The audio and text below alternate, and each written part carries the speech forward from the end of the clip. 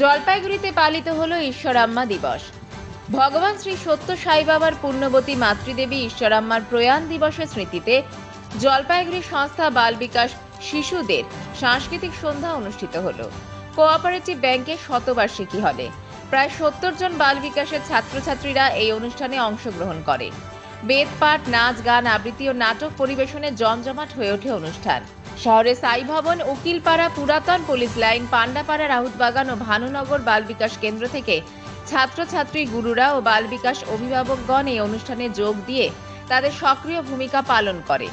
সাংস্কৃতিক অনুষ্ঠান ছাড়াও এখানে ছিল সংগঠনের মহিলা সদস্যদের তৈরি নানা রকমের হাতের কাজের সামগ্রী, ভেষজ ঔষধি ও খাদ্যদ্রব্যের স্টল। দর্শক আসন ছিল পরিপূর্ণ এবং শহরের অনেক বিশিষ্টজন এই অনুষ্ঠানে উপস্থিত ছিলেন। প্রত্যেকে এই ধরনের উদ্যোগকে আকণ্ঠ সাধুবাদ জানিয়েছেন।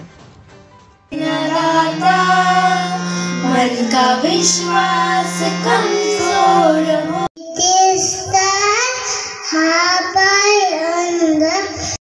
भूले भोले बातार बातार रे हराने हराने काली रात मारा